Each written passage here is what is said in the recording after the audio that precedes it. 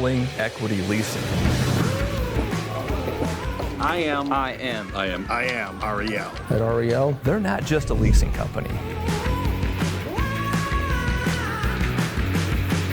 We like to work with REL because They seem to really care about us. I am REL. I am REL. working with REL, it's a national company with a small town feel. REL. REL. I am REL. I am REL. I am REL. We feel like we're working with friends. It's like you're having a beer with your buddy. Hi, everybody. John Haldi here, and I'm delighted to have Tim Steiner of REL with me. Tim, welcome. Thank you. For those who don't know Tim is the director of REL Solutions, which encompasses all things maintenance and truck love for REL. Thank you again. This is great that we have you here to share your knowledge. Tim, I want to pick your brain today about tire care. Absolutely. I'm learning as I go here. You've got different kinds of tires, you've got different types of terrain, you've got different types of weather, you've got maintenance associated with tires. What do I need to know about tires if I'm new in this space or relatively new and I don't know everything about tires already? So that's a very loaded question, and it kind of encompasses all tire knowledge, really. But the main thing I can tell you is that you want to pay attention to your tires. So a lot of people tend to just set them on, forget about them, and don't really do any care to the tire to make them last. It's a rather large investment when you actually factor in the price. Even on the national tire account, you're looking down the barrel of at least around $500 per tire. You know, when you have 10 tires on the truck, it's a rather large investment, you know, for something that they consider a consumable, right? Something that gets used, gone through in a life cycle, and then kind of put away. All I can, very strongly caution you on is paying attention to the tires, proper inflation, watching for wear. Different wear means different things. And so you want to kind of try to be as competent as possible when you see a unique wear pattern happening in your tires, that you have an expert look at that, help diagnose that, whether or not it's an alignment issue or a component failure. So somebody else told me one time that when you're thinking about tires, you need to think about dollars, costs, right? You Yep. need to think about MPG, right? Tires affect mileage, right? Absolutely. And you need to think about safety. Am I missing an angle for tires? I would also recommend more or less the performance on your unique setup, right? There's always going to be these factors. And when you're analyzing tires, what you gave were the categories of which you analyze the tires, right? Okay. But you want to factor that into, is this the right tire for this usage on this truck, right? In my area. Do I want a highway tire? Do I want a winter tire, right? Do I want a fuel mileage tire? Do I want something with a little bit more grip if I'm going to be in the mountains? These are going to be different considerations, and they're going to have different outcomes on the price points that you're talking about. But also you want to rank your priority. I'm a big fan of safety first, right? So the right tire for the right application. And then you want to think about dollars and performance after that, in my opinion. It's not really any good if you, go to stop and the tire blows out or doesn't have any grip when you're trying to go up the hill in a mountain. All those dollars that you saved seem like nothing at that point. So how do I, as a newbie, begin to learn about the different types of tires and make decisions on, because if I go to a tire salesman, I suspect they're going to sell me their tires, right? Absolutely.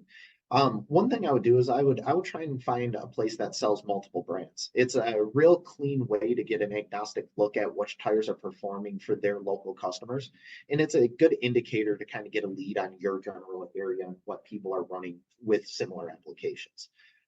There's also different tiers, ratings for tires. There's, a grade A, and there's lower grades beyond that as well. So I always recommend going with a better tire versus a cheaper tire. But certain time frames and budgets don't allow that always. So you go to a multi-brand place, you learn about things, you learn about different makes. Is it the case that once you decide, oh, I'm going to make this up, Michelin is my tire? Does that mean that all the Michelins are going to be the ones I want? Or is it the case that, oh, if I'm a mountainous region, I want Michelin, and if I'm in this region, I want somebody else's brand?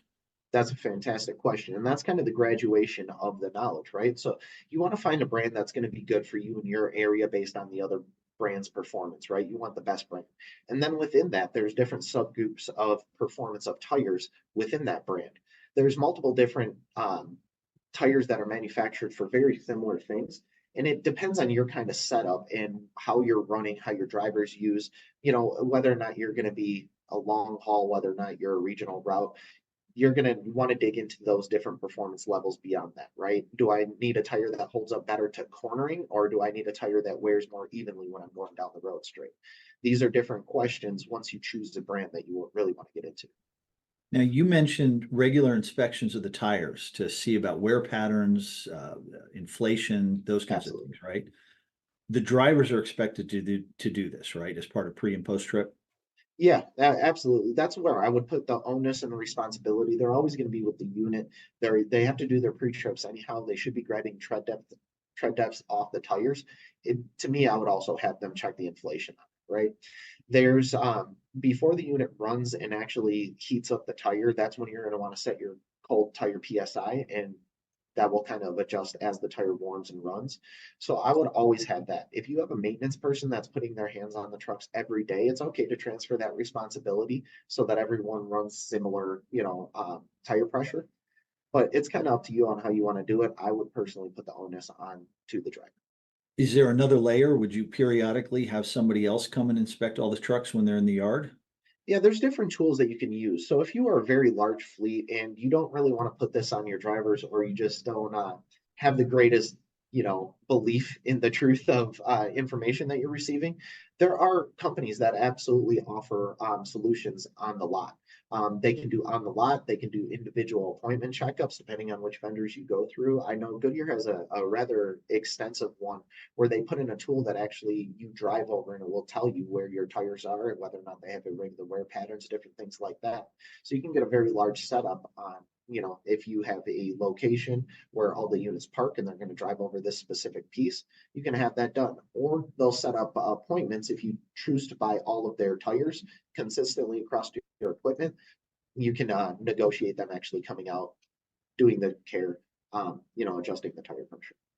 And these tires have an expected life, right?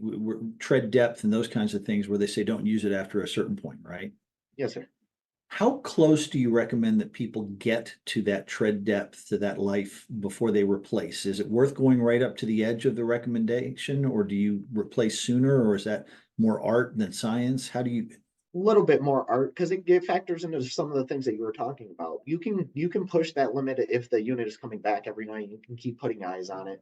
If they're wearing appropriately and very clean, then it's a really good set of tires. You're going to want to try and run those down as close to that marker as you can, especially if you can get into your local shop right away and get everything changed out when you need it. If you are going to be going over the road consistently, that is where you want to be cautious. You want to take a little bit more of a preventative measure. You don't want to push that layer because any sort of blowout is going to put you in a really unique situation as your tires wear. Brand new tires will come with a much higher tread depth than your worn tires. So you will either have to have a vendor, come out roadside and replace multiple tires on road, or they'll have to bring out a used tire, which you just really don't want to get into if you can afford it. So you don't like used tires? I prefer to stay away from them. I don't like stepping into other people's shoes on a wear item or a safety item. Certain times it is appropriate. Like I said, if you have a blowout and you're halfway through the life of the tire, it's the most appropriate thing to do. I'm just not a big fan of doing that as a process. Okay, gotcha. I remember hearing during COVID that getting tires was very difficult. Yes. We're talking now in April of 24. Is that the case still, or are tires available and you don't need to stock up? You don't need to stock up more or less nowadays. You can generally find them. There's certain models of tires that are very popular, and like anything, if it's very popular, it's going to be hard to get. So you want to factor in kind of what you're doing. If your shop, every time you go there, they have a set of 10 tires in the back, so they have a full set plus some to kind of move for individual tire sales, then you're probably going to be in good shape. If they only have 4 and they have to order consistently and try and keep gaining an inventory stock, then I would definitely take some time to plan that purchase. Now, even with my limited knowledge, I know that if you're running back and forth from Miami to Jacksonville or Miami to Savannah, pretty flat, warmer weather, you're not going to expect snow. You have a certain type of tire. And if you're going from Denver to Sacramento, you're going over the mountains, it's a different type of tire. Yep. What do you recommend to someone who's got a team run going from Savannah to Seattle? There are hybrid tires, right? Where you can kind of get the best of both worlds, but obviously they don't perform as good as the specialty in either one, right? So that's kind of where I was talking about the safety management piece and cost of the whole deal. You can still get a specialized tire that's going to perform for you very well in one area, and then just kind of suck up the loss on the other ones. But the tire manufacturers have come a long way in their hybrid views, and I would just recommend going with one of those that covers kind of all terrains, very similar to an all-season tire on a passenger car. And again, my ignorance, a set of tires lasts about how long? That's going to be highly dependent, and it's a great question because you can't really ever accurately tell.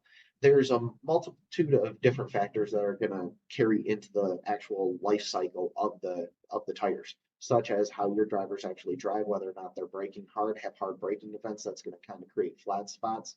How often are they checking the tires for proper inflation? How often are you maintaining your vehicle and your suspension? Do you get alignments done at appropriate times? Are you greasing all your components? There's a lot of different pieces that factor in, not to mention, like I said, there's tier grades on the tires where certain tire brands and certain ratings are going to last far longer. So it's really a combination of all these different things that give you your life cycle of the tires, and it's highly dependent. You can have two of the exact same types of trucks running in two different companies with the exact same tires and have dramatically different outcomes on the lifespan of those tires. Do people have, I mean, if you want different tires for winter, for example, than summer, do people change them out before they're done and keep them for the next winter and rotate them that way? Some do, but that's generally a luxury you have if, say, you have your own shop and you have the place to store them, and you can more or less get them changed at a technician's hourly rate. It's a lot different when you have to pay for that service and you have to find a place to store them, and you don't really have those facilities to make that luxury a reality. Gotcha. So timing of replacement, depending on season, could be another factor. Absolutely. So if you do run all season tires, I would recommend you replace right near the fall, right? So as fall is getting cold, then you get a nice new set of aggressive tires for the winter. You can kind of run those down when you're looking at summer and look to see where you're at and plan your purchase from there. Gotcha. What else about tire care have we not talked about that you think about when you're thinking about all the trucks you manage? I would also recommend a lot of people do not replace their shocks when they replace their tires.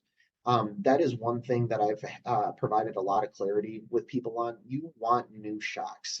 Like I said, these tires are more or less an investment. It is going to be used up. You are going to buy tires as you're running. You want the most mileage you can out of your investment.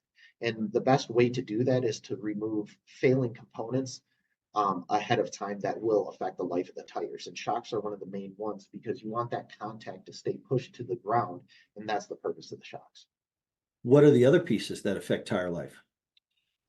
Alignment, there's different pieces within that.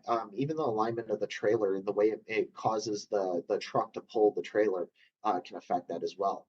There's tie rods on the front that can affect it. You can either be, towed in, towed out. There's different pieces within this. Like I mentioned, the spring pin bushings, any sort of suspension items within that will affect that as well. Gotcha. Now the trailer, they can't do anything about other than dump it off at the next terminal and never use it again, right? Yes, unfortunately. Okay. Forgive me. I mean, you've given me a ton to think about, and I'm trying to think, well, I've got your time. What else with tires? Like I said, these tires are a very, very finicky piece, and you can have a giant difference on high-low on them. There's just so many different components that can fail on them that you want to really pay attention to them. If you take one thing away from this, it's to pay attention to your tires, give them the care that they need, and you will be rewarded by buying a lot less tires. Oh, one question pops to mind. How often do you get a lemon of a tire? That does sometimes happen. It's pretty rare. I have a very large fleet, so it tends to not be as rare. I see a lot of the 1% of issues happen rather often when I have this many units, but it's really rare. And normally it's difficult because you can kind of balance inconsistencies in the tire with a used rim, and you can sometimes get them to balance out on the new purchase side. But that's where the care piece comes in. You will see that this tire is beginning to wear irregularly very early on. It's something that you can step into, and as long as you notice it at the first kind of fail point of the tire, there is recourse to actually get that tire replaced. Gotcha. Tim, we're going to share your contact info with your permission. Can folks who want to learn more about tires give you a shout and geek out a little bit on it, on stuff we didn't Absolutely. cover? We have a lot of different information. We have, different brands that we work very closely with. So we know about kind of what's on the market, and we know about some emerging technology. So if there's anything that people do want to talk about, I'm very open to speak with them. Yeah, and for those watching, we don't want to be specific about brands. We're trying to be agnostic here. But I'm sure Tim one-on-one can share his opinions a lot more freely. Yeah, absolutely. Tim, a million thanks for your time and for sharing all your knowledge. Look forward to talking to you again soon. Absolute pleasure. Thanks, John.